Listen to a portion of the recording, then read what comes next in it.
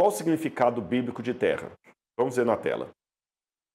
Pode ter um significado cosmológico, o mundo, o planeta Terra, Gênesis 2, verso 1.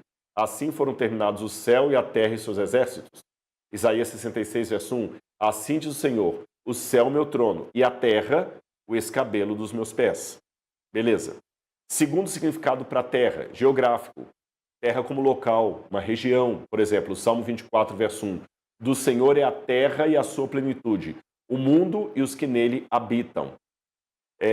Mateus capítulo 2, verso 20. Levanta-te, toma o teu leito. Perdão, Mateus 2, verso 20. Ali a inteligência artificial deu uma bagunçadinha no texto. Eu vou ler direto na Bíblia aqui. É quando o anjo aparece para José e fala assim: toma o menino e sua mãe e vai para a terra de Israel. Mateus capítulo 20, capítulo 2, versículo 20. Levantando-se José, tomou o menino e sua mãe e voltou para a terra de Israel. Então, terra aqui é um sentido geográfico, é um país. Tanto é que até hoje, quando você fala em hebraico, Haaretz, está falando é o país de Israel, a terra. E tem também o sentido agrícola, solo ou humanidade. Por exemplo, Abel tornou-se pastor e Caim passou a cultivar a terra, quer dizer, o campo dele ali. Salmo 104, 14. Ele faz crescer a relva para o gado e ervas para o trabalho do homem. Tá bem? Então aqui nós temos os três sentidos de terra.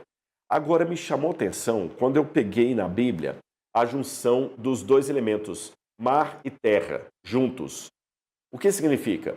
Eu encontrei 4 significados. Primeiro, criação e ordem. Porque em Gênesis capítulo 1, versículos 9 e 10, você vê que Deus trabalha justamente com o mar e a terra, ou seja, as águas e a terra, para trazer ordem sobre o caos. Quando você vai no capítulo 1 de Gênesis, versículo 9, disse Deus: ajuntem-se as águas debaixo dos céus num só lugar, e apareça a porção seca. Assim Deus chamou a porção seca de terra e o ajuntamento das águas mares. Então aqui, criação e ordem, terra e mar. Mas também caos e poder divino. Salmo 89, versículo 9. Salmo 89, versículo 9, diz assim: dominas a fúria do mar. Quando as suas ondas se levantam, tu as acalmas. E mais à frente fala também sobre a terra. Teus são os céus e tua é a terra. Então aqui eu já estou vendo caos e poder divino. Universalidade. Quando você vai ao Apocalipse 10, verso 5, fala que João viu um anjo enorme e ele tinha um pé sobre a terra e um pé sobre o mar. Então, situação universal. Apocalipse capítulo 12, versículo 12, também fala do dragão sendo expulso do céu e os seres celestiais cantando: felizes aqueles que habitam no céu, porque foi expulso o dragão.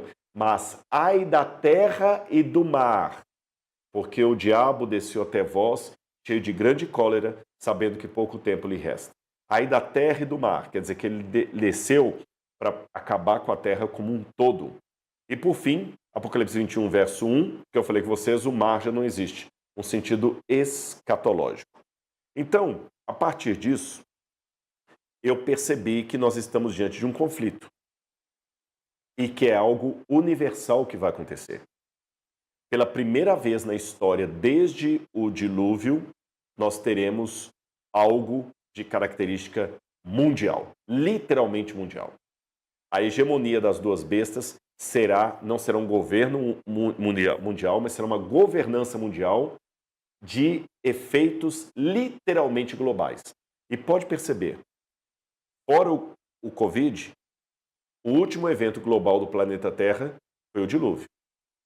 Não, Rodrigo, mas é a Primeira Guerra Mundial. Não foi mundial. A Argentina não participou da Primeira Guerra Mundial nem da Segunda Guerra Mundial. O México não participou da Primeira Guerra Mundial. Botsuana não participou da Primeira Guerra Mundial nem da Segunda Guerra Mundial. A gente chama Guerra Mundial por uma questão de leitura eurocêntrica da história. Mas não houve Guerra Mundial. Nem todos os países participaram. Percebeu? Quando você lê o seu livro de história e fala assim, História Mundial, e fala Idade Média, Idade Moderna, Idade Contemporânea, Isso não são períodos mundiais. Não teve Idade Média na China. Não teve Idade Moderna na Índia. Teve Idade Média, Idade Moderna na Europa. E a gente lê a história a partir da Europa. Mas o Apocalipse não está colocando um governo mundial apenas simbólico, como foram a Primeira Guerra Mundial, a Segunda Guerra Mundial. Está falando de algo literal. Então nós teremos algo literal. E aí me chama a atenção para mais um detalhe que eu começo a encaminhar para o detalhe dos Estados Unidos. Olhem na tela. Eu vi que em várias situações, especialmente no livro de Jeremias, a terra também é descrita como um local desabitado na Bíblia. Jeremias fala da terra vazia e estéril, que se assemelhava ao mundo antes da criação. Fala, inclusive, da Babilônia, falando assim, Jeremias 51:36, eu secarei o seu mar e farei secar a sua fonte, quer dizer, você vai ficar inabitada. Então, no século XIX, vários comentaristas bíblicos, como muitos deles adventistas, John Andrews, Uriah Smith e outros mais que eu poderia citar, eles começaram a perceber uma coisa que me chamou a atenção. Aqui eu tenho uma besta do mar, e se o mar significa povos, nações, línguas, a que surge da terra é o contraste disso. E tem outro detalhe também que aponta para esse contraste entre as duas bestas. Quando fala uma besta do mar, é um animal caótico, mas uma besta da terra é um animal domesticado. Então essa que sai da terra, diferente da outra que surgiu do mar, ela é um poder de natureza até certo ponto semelhante, que ela vai dar continuidade a outra besta, vai ampliar o poder da outra besta, mas também distinta. Tanto é que a primeira besta é horrorosa. Ela tem 10 cabeças, 10 chifres, nomes de blasfêmia. A outra não. A outra parece com um cordeiro. E, gente, estudar tudo isso à luz da arqueologia é muito interessante. Porque você vai vendo o cenário que está descrito ali. E quando você vai, por exemplo, para o livro de Jó, você vê que Jó também mostra o conflito final de Deus, no capítulo 42 de Jó, como Deus lutando contra dois animais.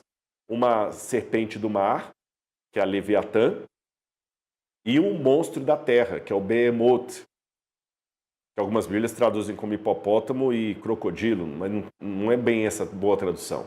Nós estamos falando ali de um animal terrestre e um animal marinho, dois monstros, exatamente como no Apocalipse.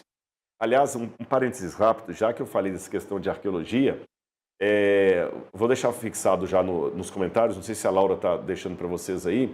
Se você quer escavar comigo em Israel em julho, numa escavação de verdade, essa é a sua chance. No mês de julho, eu vou levar 2 turmas, mas corra, porque já estão diminuindo as inscrições. Agora mesmo já aumentaram mais pessoas hoje. Eu posso levar um grupo para escavar comigo em Israel em 2 períodos diferentes no mês de julho. Escavar numa escavação de verdade, na cidade de Lachish e junto com a Universidade Hebraica de Jerusalém. Nós somos hoje o maior grupo de voluntários que escava ali. E eu vou fazer o seguinte, se você for escavar comigo, eu vou dar aula de arqueologia para você em loco. Você vai escavar e, de quebra, você vai conhecer Israel em minha companhia e na companhia da Aline, do canal Israel com a Aline. Então, se você ficou interessado em viajar em julho para Israel comigo e participar de uma escavação arqueológica de verdade, então entra no link que está fixado aí, e aí é só preparar o passaporte, arrumar as malas e vamos embora. Eu encontro você em Tel Aviv, ou quem sabe direto lá em Lachish, tá bom? Bom, mas continuando o que eu estava falando, essa besta que surge da terra, ela tem que estar no lugar oposto às águas. Se as águas representam um lugar com povos já em ebulição, a outra tem que vir de um lugar inédito, um lugar que ainda está vazio. Isso levou muitos comentaristas a levantarem a hipótese, veja, uma hipótese, de que essa segunda besta poderia ter alguma relação com aquele país que hoje chamamos Estados Unidos da América. O que me chama a atenção com essa hipótese levantada no século XIX é que quando esses nomes que eu dei, John Andrews, Uriah Smith e outros levantaram essa possibilidade profética, os Estados Unidos não eram o país que é hoje. Hoje falar, não, os Estados Unidos podem ser aquele que vai trazer a hegemonia mundial, hoje é fácil, né? Porque os Estados Unidos estão mandando, mas naquela época não havia isso como nós temos hoje. E eles levantaram a lebre e parece que faz sentido. Veja, eu não posso afirmar para longe de qualquer questionamento assim, não, a besta do Apocalipse da Terra é os Estados Unidos. Não está escrito isso aqui. Mas as características dessa besta coincidem muito com esse país que chamamos Estados Unidos da América.